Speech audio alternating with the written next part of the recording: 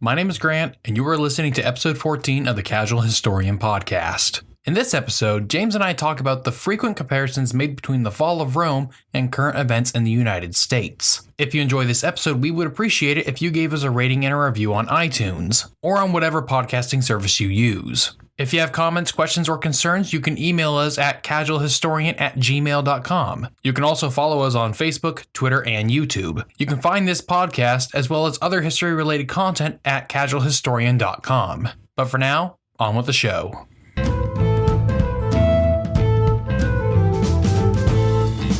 Alright, how to start this? Once upon a time, there was a city called Roma.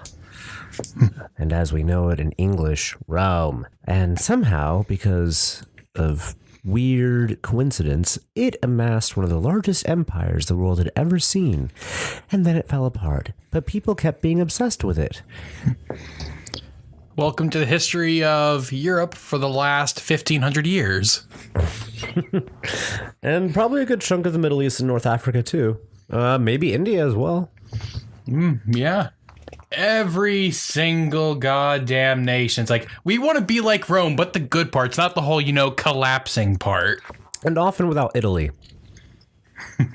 I mean, they may have wanted Italy, like for the achievement or something, but then they're pretty much okay not having it. I mean, look at the Byzantines. I mean, the Byzantines did try to get Italy back, but they, then the Lombards kind of ruined that. Then the Holy Roman Empire, nominally controlled Italy, but they forgot about it sometime around the 1500s.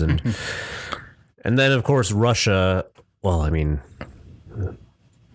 there's just too much stuff in the way. Yeah, I think people just sort of want the northern half, the part that's actually economically worth something.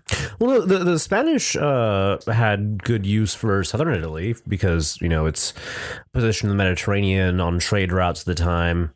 Back when Mediterranean trade was more valuable. Also, it's forward defense against the Turks, challenging Ottoman naval dominance in the Eastern Mediterranean. Yeah. Well, I guess this brings us to the subject that I had for today. A common theme you get in contemporary politics is always, is America Rome? Are we suffering the same fate they suffered, etc., etc. We've heard this talk before. There's always someone thinking that we're on the verge of collapse. And of course, it's always pointing to Rome because it's the classic example for Western civilization. Yeah, but it's kind of... I almost want there to be a kind of Godwin's Law variant involving comparing perceived cusps of civilizational collapse to the fall of Rome, largely because we've had more recent civilizational collapses, and also that Rome took a while to actually fall apart. Well, if you count the part that people don't count as Rome, yeah. Well, even in the West, you have the beginning of the decline is the crisis of the 3rd century with the instability of leadership, massive rebellions, the real beginnings of the toll being taken by the invasions of Germanic tribes and also the wars with Persia. But the empire still kind of staged a bit of a comeback under Diocletian and then through Constantine. And really, it wasn't until the fall of the Western Empire that it was gone. And it wasn't as though Rome, or the western half, it wasn't even as though that part fell apart all at once. It took time. And as long as it took even the western half of the empire to actually finally disintegrate, there are countries that haven't existed for as long as it took Rome to fall apart. The western half, much less the eastern half, which really knew how to drag things out. Well, yeah. Long after it stopped being funny. Yeah. Wait, hold on. Anyway.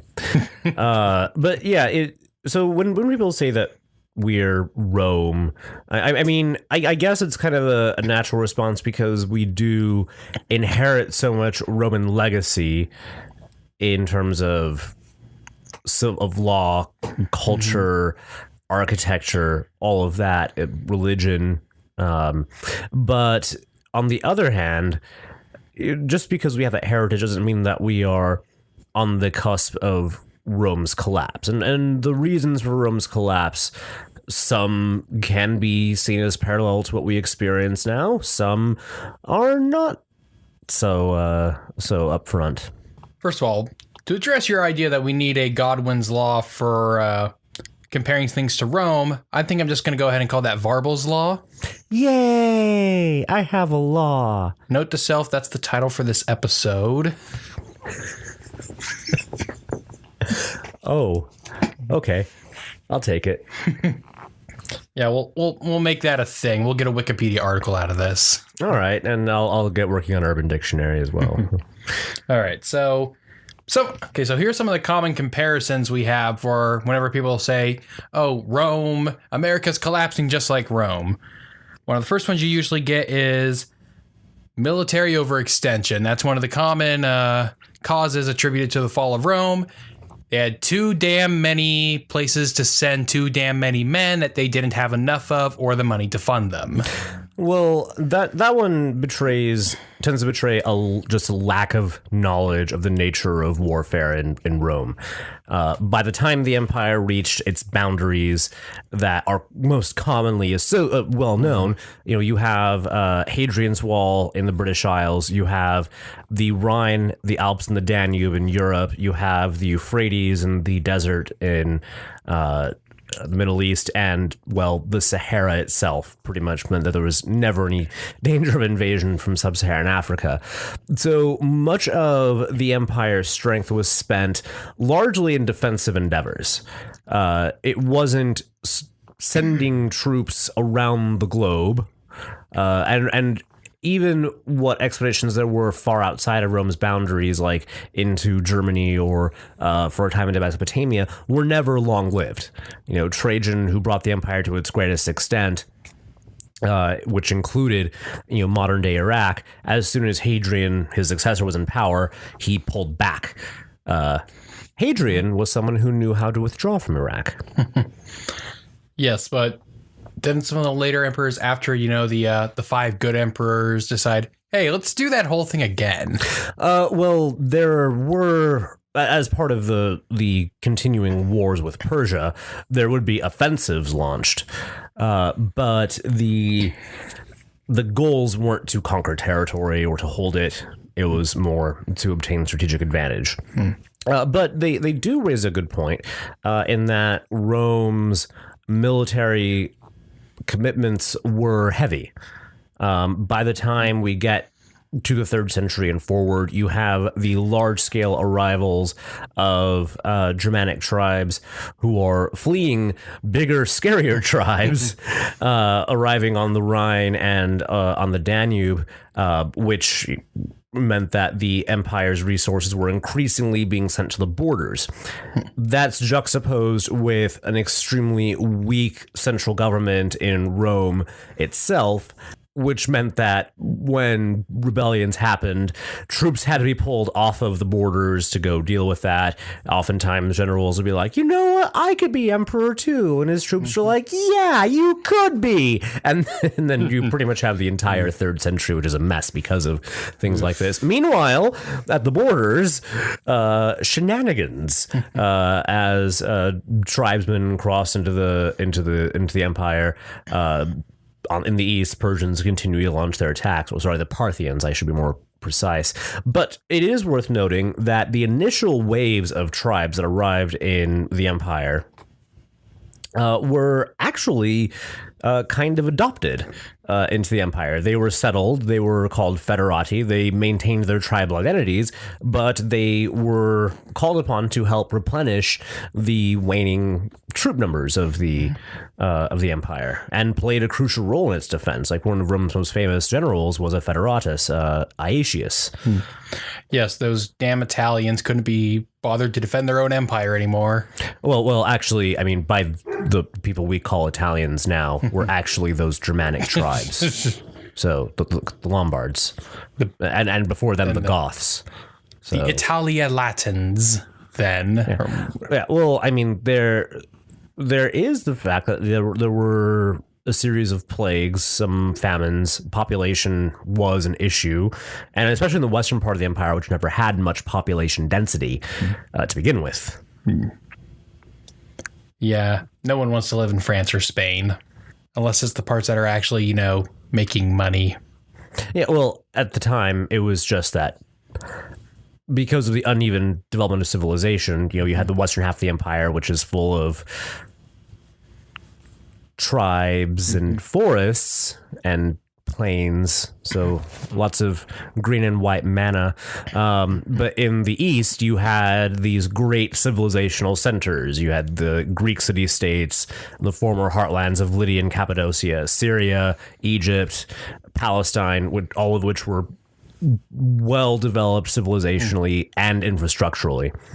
I find it kind of funny that the Romans always valued Iberia for silver mining, and then Spain would go on to value the New World for silver and gold mining. It's like, where did your obsession with mining precious metals come from, Spain?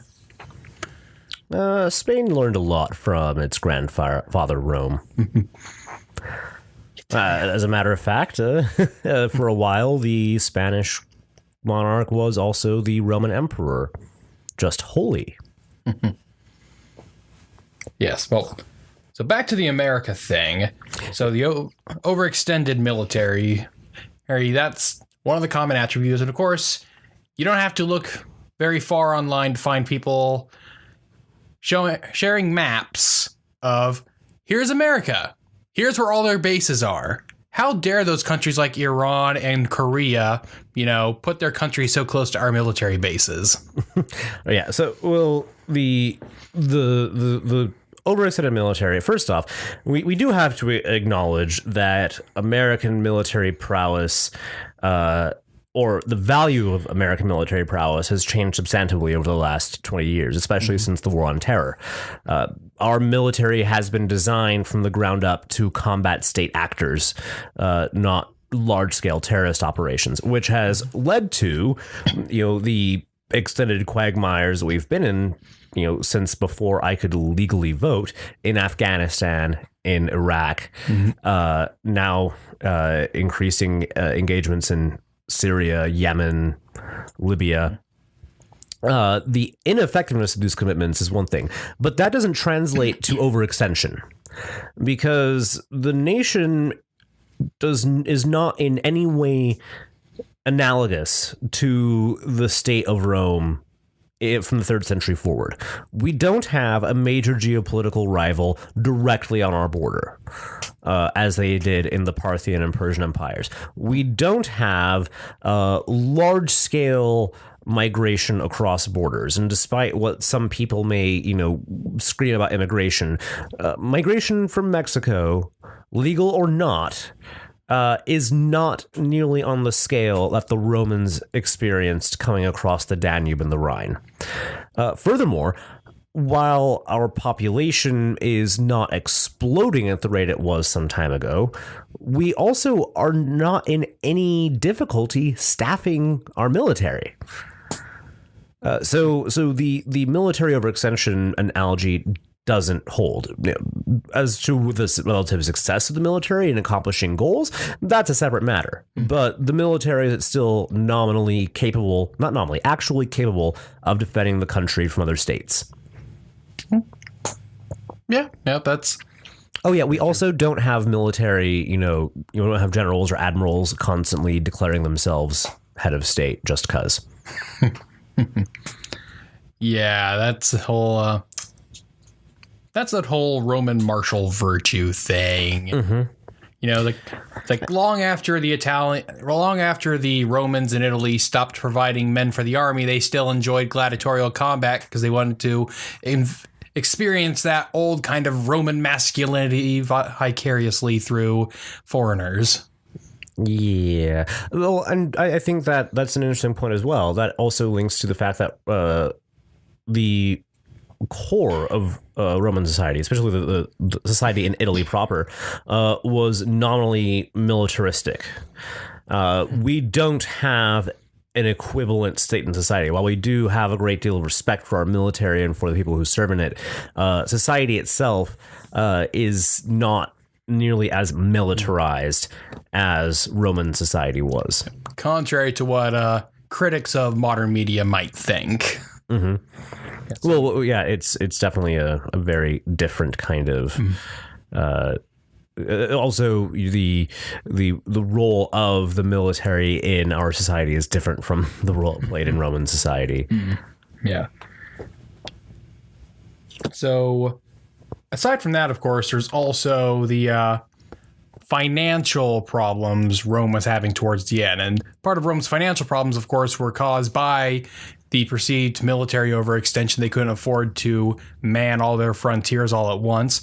But there's also they actually experienced some of the first recorded currency problems. You know, it's like clipping and devaluing of money was not unknown to them. They still hadn't figured out apparently that if there's too much money floating around, that causes inflation, but they're aware that there is some connection between the supply of money and its value. Right, and also since they were still the actual purity of precious metal used in currency also crucially mattered. Monetary crises come and go. They are cyclical. And I do not yet know of one civilizational collapse wherein a devaluation of currency or an issue with currency supply actually caused that. But then again, you got to think, what civilizational or national collapse was ever caused by a single issue? No, but also, you know, in which it played a significant role. Because goodness knows, there's no reason why any state in the Western world should have been left standing after 1929. Or, for that matter, after 2008. Those weren't really currency crises. And Greece still exists. Yes, and they still don't know economics. No, they do. It's pointless now. It is now the kind of problem that there is no actual solution for anymore. Yeah. Kind of wish they had voted to leave the euro just so it's like, hey, they're adopting the drachma again. Hey, great. Now's the time to visit because their currency is going to be completely destroyed. You can go there cheaply now. Well, yeah, that's a separate matter. But yeah, fiscal issues, while they can cause a matter of instability, they, in Rome, because of Rome's just how spread out it was, currency controls were not nearly as vital as they are in the post-industrial world. Rome's economy, while there was obviously money for an exchange, that was not the only method of exchange. The economy could still function in a barter system. Well, I think that didn't Diocletian put in some sort of kind of system like that, a barter system where when the currency was out of whack, it's like, okay, instead you can give X amount of this resource. And that kept going for a long time. And it sort of created the foundations of feudalism. Also, Diocletian decentralized much of the monetary and fiscal control of the empire. I mean, he created a system where there were 4 emperors ruling at once. It worked when he was alive and in charge of them all. Well, the problem was that, you know, emperors started wanting to be the only one. Well, there can only be one. Or 4. For a little while. And 4 become 1. Yeah, actually, I think at one point they reached up to 6. Depending on how you want to count. Like, how many Caesars does this guy have? Well, because it was the junior emperors were Caesars, and the senior emperors were Augusti, so... Was that the crisis of the 3rd century they had 6? No. Diocletian was the guy who fixed the crisis of the 3rd century. It was all of that, and then we arrive at Diocletian, who was like, you know what? We've had enough of this. Also, I'm the reincarnation of Jupiter. Well, what emperor hadn't claimed that? Julius? He wasn't actually an emperor. Not in the way that we define the term. Anyways, Yeah. Yes. The fiscal devaluation of Rome's currency over time. Also, keeping in mind that Rome's sheer existence, the length of time, means that there would be ups and downs in the way its monetary supply worked and whatnot. Perhaps the currency and economic situations or instability were a symptom of something else. well, that leads to another potential comparison people make. The growth of executive power in comparison to the growth of the power of the sovereign of Rome, whatever they chose to call that sovereign at the time.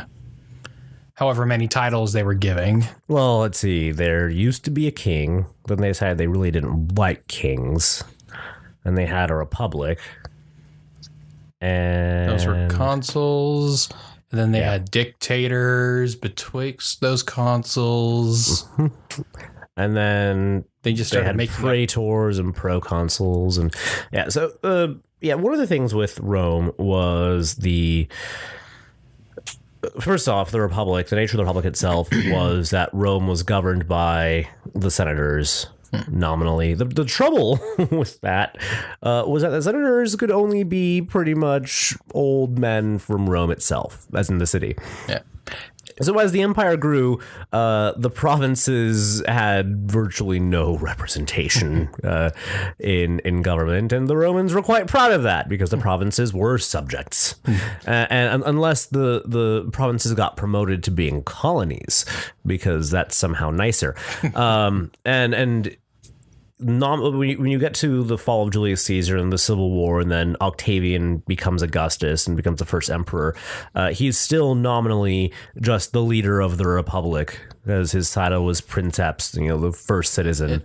It's kind of odd. Like Rome at that point kind of reminds me of what the creators of Kingdom Hearts, and that they'll go so far out of their way just avoid giving it a certain title. It's like, we're not going to have a Kingdom Hearts 3. We're going to give you a million other installments. And the Romans are like, no, we're not going to have a king. We're going to have a bunch of other titles, even though all those other titles have more power than kings, because Rome will never be ruled by kings again.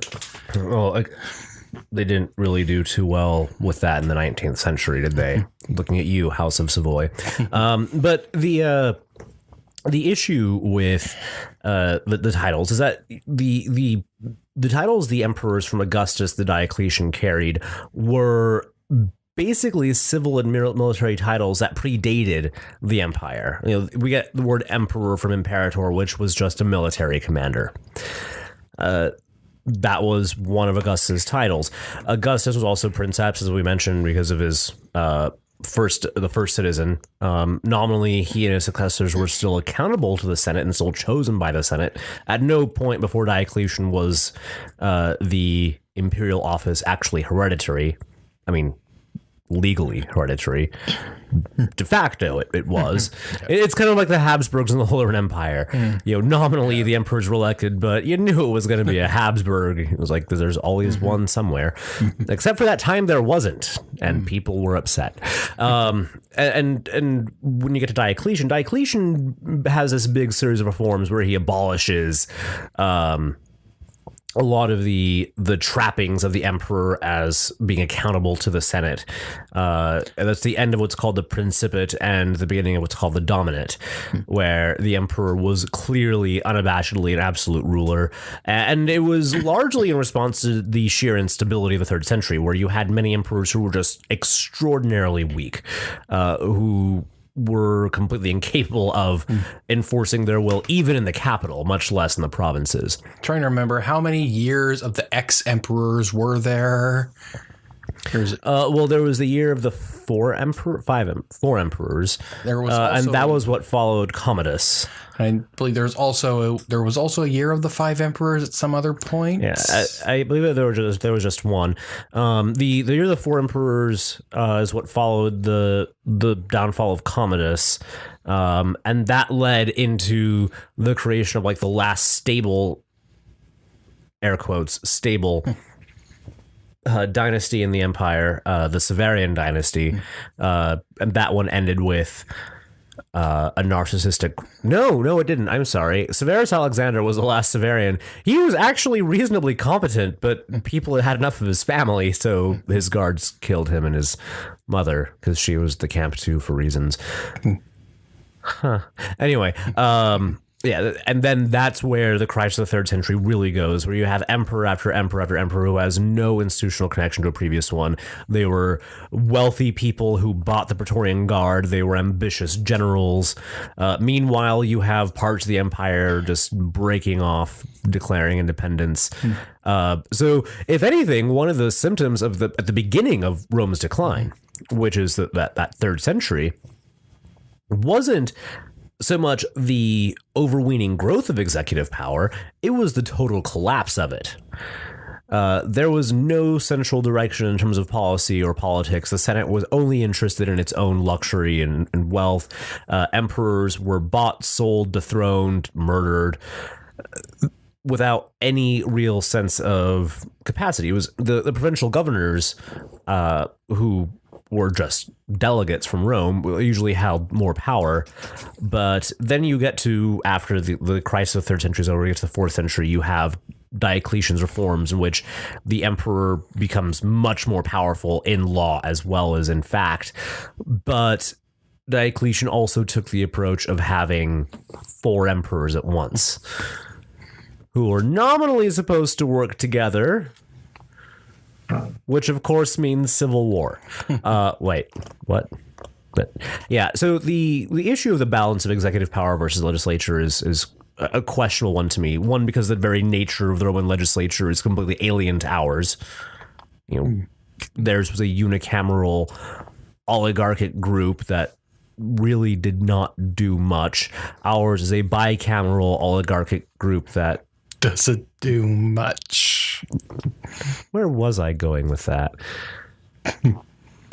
But also, by that token, the emperors until Diocletian were nominally chosen by the Senate. And the Senate, on occasion, would flex its muscle at the emperor and threaten to strip him of his power. Usually, it resulted in some balance. In America, the legislature doesn't play a role in the selecting of the head of government or of the head of state, because they're the same person for us. Well, this brings us to another comparison that I was thinking of before, and I think more people are starting to think of this as well, and that of sort of America's Praetorian Guard. It's like after the whole Michael Flynn thing erupted a couple months ago, where, a foreign policy advisor was talking to Russia before being officially confirmed and lied about it. And was also an unregistered agent of a foreign government. Incidentally, that government was Turkey. Incidentally, the successor country of the country that killed the last vestige of Rome. I'm not bitter. No, that's why you just... Don't say it. You're not a fan of the song from the Four Lads or There Might Be Giants. Nope. Yeah, well, anyways, when that occurred, of course, that information was leaked by some bureaucratic staffer. And there's come across since that point this idea that the federal bureaucracy is kind of becoming a kind of Praetorian Guard, if you will. Now, unlike, of course, ancient Rome, they're not going to go up and just stab Michael Flynn on the House floor, but they will do the modern equivalent of that, which is destroying a person's reputation.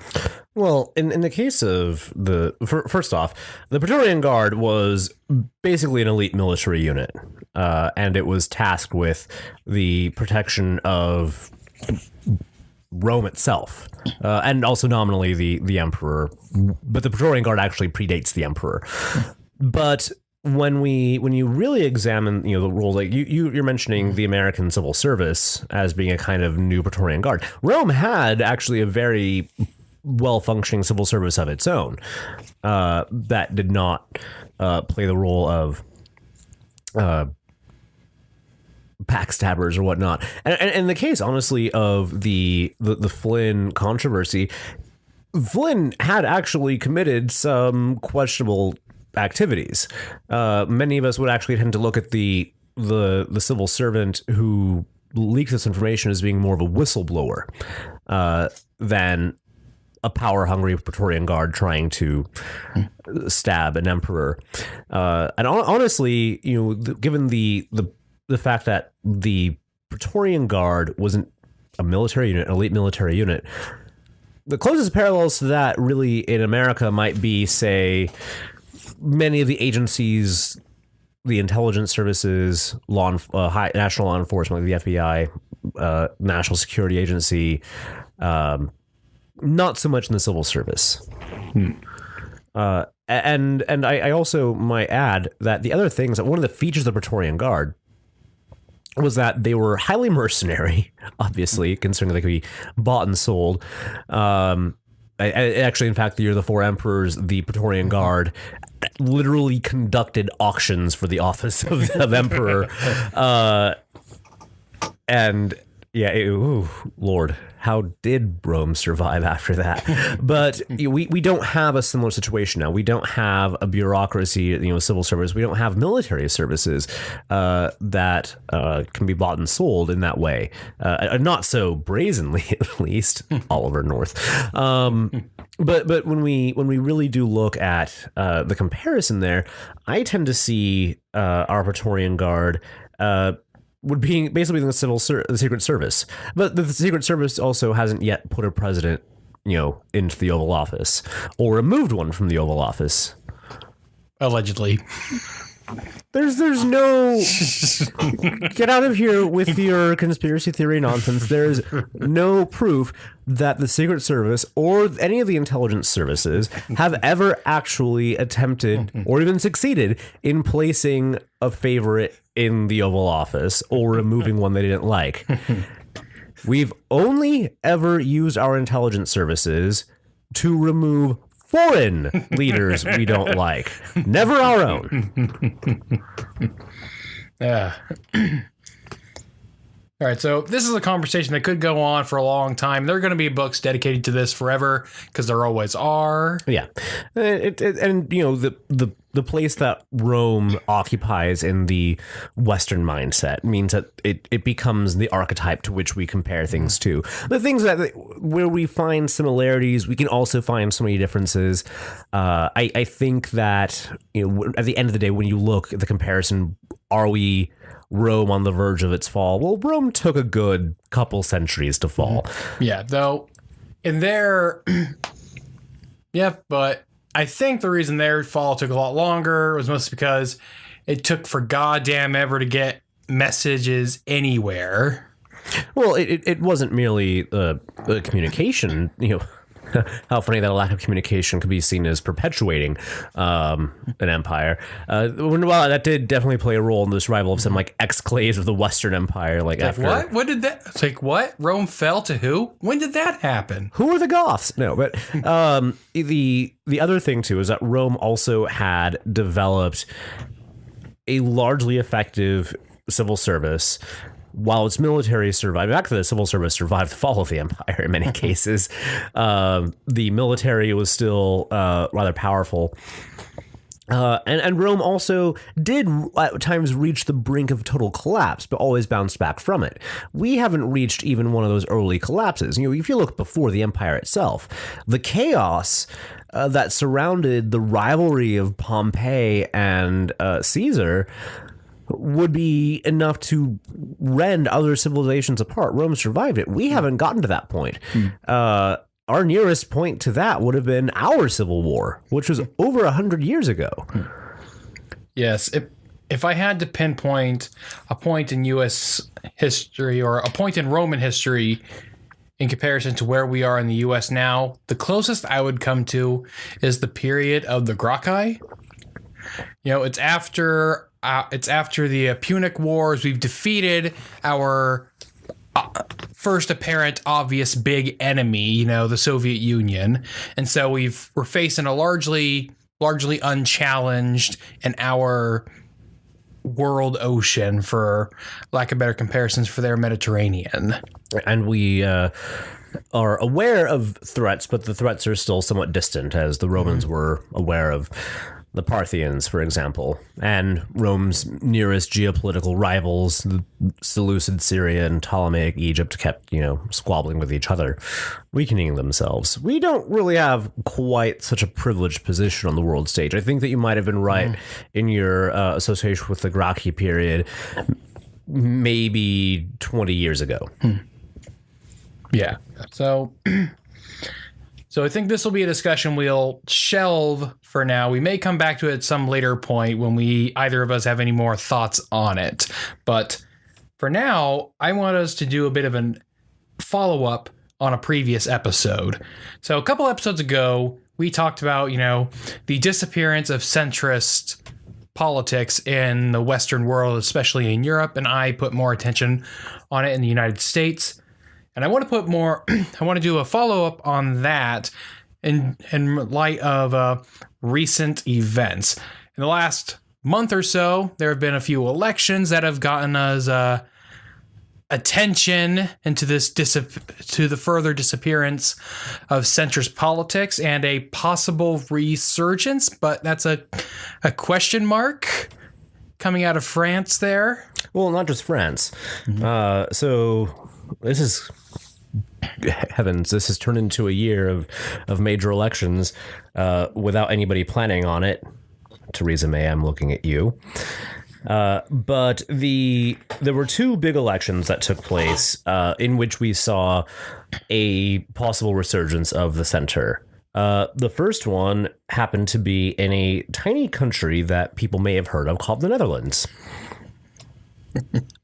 It had its parliamentary elections earlier this year, and it returned to office Rutte, the incumbent prime minister, who's a centrist. He's from the very, very, very soft right, only slightly right of center, and he saw off a challenge from the alt-right, some say neo-fascist party led by Geert Wilders, and he won. He held. The Dutch are forming a government that doesn't include people suspected of fascism.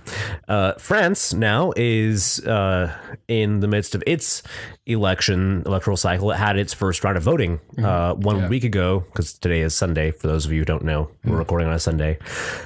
And the second round is going to be fought between Marine Le Pen of the very, very, very, very far right wing Front National.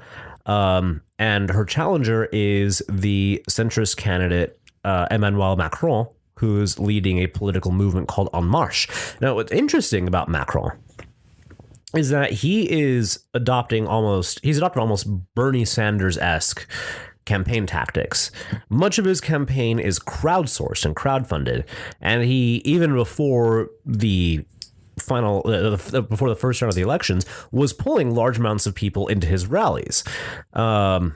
He was seen as breathing a kind of new life into French politics, as we watch the establishment parties, the right-wing Republican and the left-wing socialists, collapse. The socialist candidate did not get more than 15% of the vote, I don't believe. And I think that Fillon was he third or was he fourth? I can't remember. Was he the shirtless French guy or the other shirtless French guy? Anyway, it's interesting to see that there was actually a popular movement attached to a centrist politician. And now, of all, in this time period, the last time I can recall seeing people turning out like that in an excitement over centrism would have been 20 years ago this year. Actually, 20 years ago this coming week was the anniversary of Tony Blair's landslide in the United Kingdom. Which is also interesting because the UK is now in an election because reasons. And in the UK, you can definitely see the quagmire the center has been in is still there, but we are possibly going to be seeing elements of centrist parties, or one centrist party at least, being able to recover from the disaster of 2015. That's Liberal Democrats. They're on track possibly to regain several seats they lost. Labour, on the other hand, is not doing well. Do they have any seats left in Scotland? One. In Scotland, there are 59 total constituencies. 56 of those, 56 of those were won by the SNP in 2015. They still hold 55 of those. One MP was an SNP member, but she was suspended because of possible misuse of funds, so she's not technically an SNP MP any longer. The Tories hold one seat left in Scotland, Liberal Democrats one seat left in Scotland, and Labour one seat left in Scotland. It's especially difficult for Labour because Scotland, and for the Lib Dems too, because Scotland has always been Labour and liberal country. But the Scottish Conservatives have been mounting a kind of resurgence of their own, displacing Labour as the official unionist party in Scotland, which might see some Tory gains in Scotland for the first time in years. And then in England, it's going to be difficult. It's going to be harder for central left parties also because while you hear me talking about all these parties, the UK is actually still a first past the post system. So it's just whoever gets the most votes in a constituency wins, regardless of the fact that maybe more people voted against you than for you, you can still win. So in 2015, something that did help Labour in some places, even though they lost the election overall, something that did help them was that UKIP was splitting the right-wing vote. UKIP, having basically been on the winning side of the EU referendum last year, no one is really sure exactly what the point of UKIP is anymore, including UKIP. So they're not going to be pulling as many votes away from the Conservatives, meaning the Conservatives are going to be largely unchallenged on the right wing of politics. Meanwhile, the centre left, let's say you're in Scotland, you're going to see left-wing candidates in your constituency from Labour, the Liberal Democrats, the Scottish Nationalists, and the Greens. Now, while in Scotland, that's not likely to produce any Tory gains. In other marginal parts of the country, it could.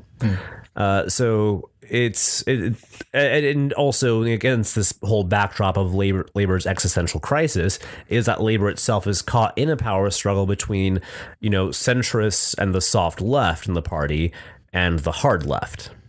And the hard left is going to win. I don't say that with any kind of glee or accusation. It's simply that the seats that Labour is likely to lose are largely those held by more centrist-leaning MPs. The harder left MPs are in the safest seats.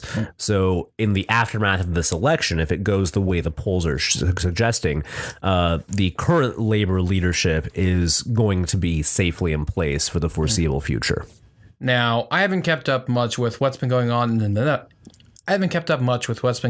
Netherlands, but from what I had read of what was going on, many of the center-right parties were adopting some of the more anti-refugee and just other sort of positions of Wilders' party. They were adapting some of Wilders' platform into the center-right parties in order to try and siphon off votes. Yeah, that's Rutte himself was accused of doing such a thing as well. It's worth noting, I don't agree with it myself, but already before these elections, and it might have been actually in preparation for the elections, various European governments were adopting harder lines on non-EU migration. Less so on refugees, but just in general, economic migration from outside of the EU was a big issue. Part of it, though, was also due to the confrontation with Turkey that the EU diplomatically had has been in the last 2 years. The Visegrad group countries like Poland, Slovakia, Hungary, especially Poland and Hungary, these are very, very virulently anti-immigrant, unless, of course, the question is about their immigrants in the UK. I guess double standards are okay in Eastern Europe. Yeah, well, you got to have standards of some kind. Indeed.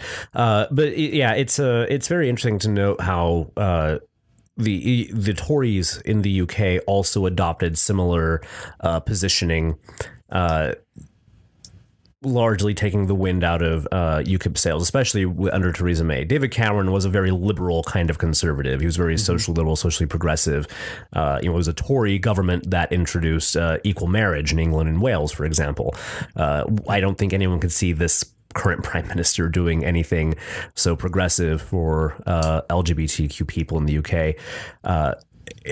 By the same token, however, in France, one of the weird things that happened with Marine Le Pen was that while that anti-immigrant, very virulently Eurosceptic viewpoint is still there, it's also juxtaposed with being unabashedly pro-gay rights and pro-feminist stances, while it was Fillon's Republicans, the traditional right-wing party, that was, wanted to abolish things like equal marriage and roll back on areas such as women's right to choose that were closely linked with feminism.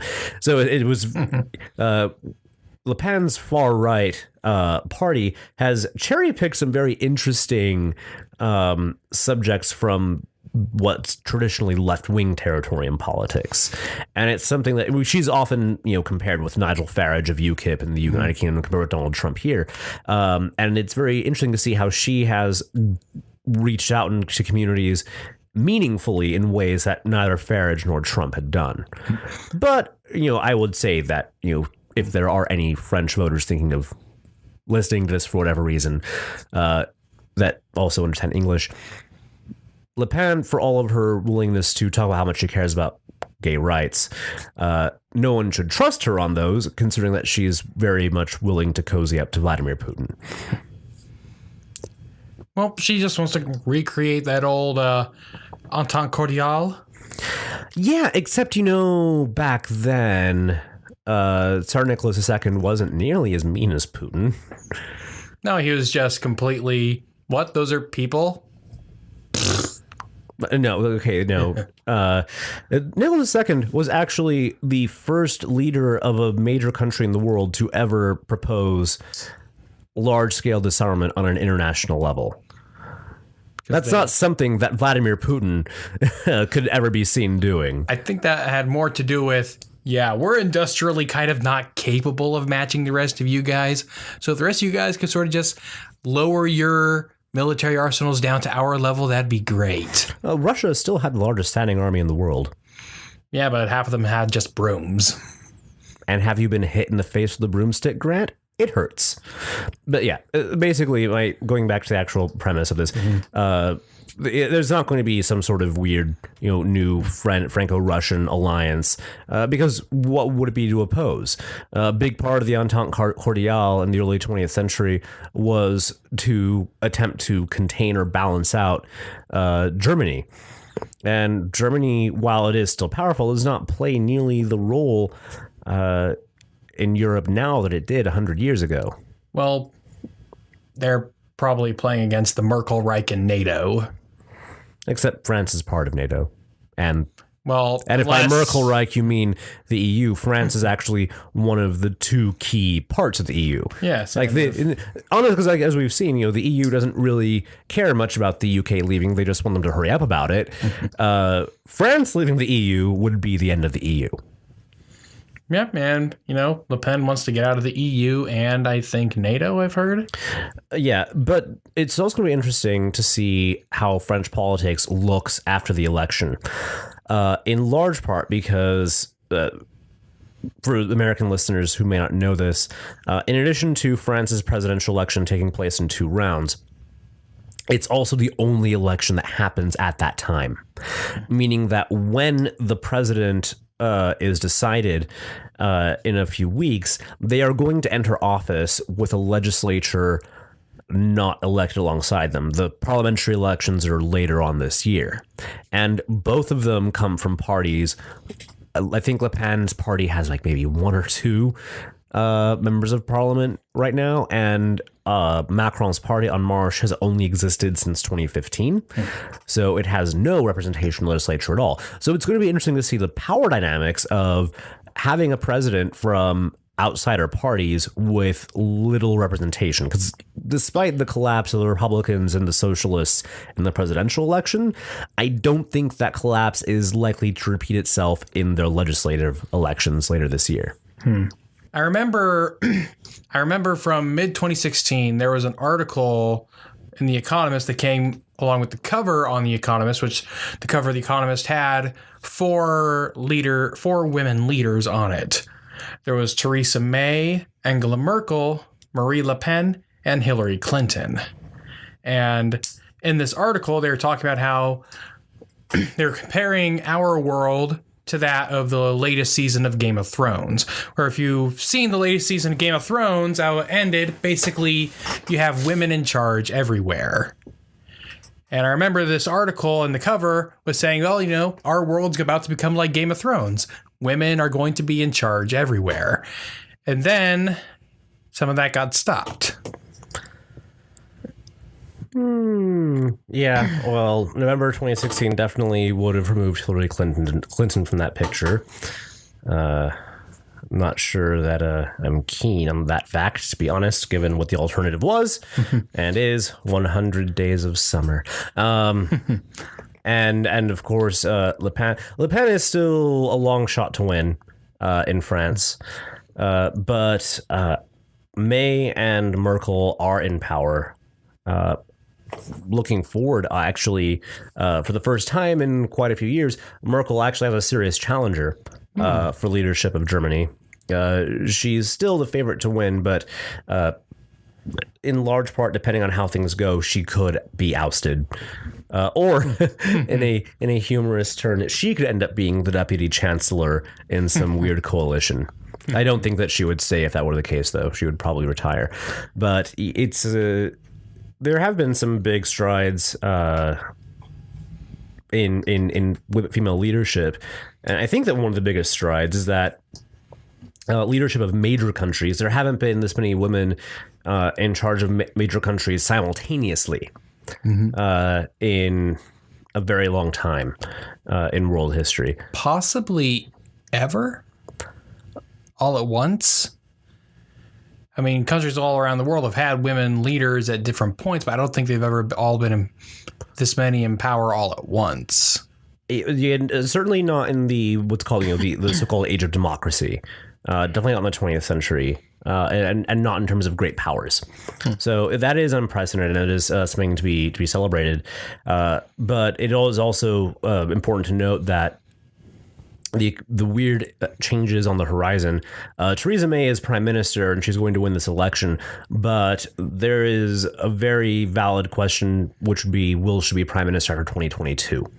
Because a big part of that is going to depend on how Brexit actually goes and whether or not the UK, as we know it, survives Brexit. Theresa May's predecessor, David Cameron, was labeled by some scholars as the worst prime minister since Lord North. Lord North being infamously the prime minister who lost the American colonies in the late 18th century. David Cameron was compared to him because of his role in the referendum, which is now pulling the UK out of the EU. Theresa May might actually bump Cameron out of and North out of that list if she successfully pulls the UK out of the EU, but if the terms do lead to Scottish independence and the dissolution of the UK, that's going to be a very painful political legacy to wear. Well, that's a legacy we'll have to wait to find out. So I think this is a good stopping point for today's episode. Yes. All right, well then, guess until next time. Until next time, Grant.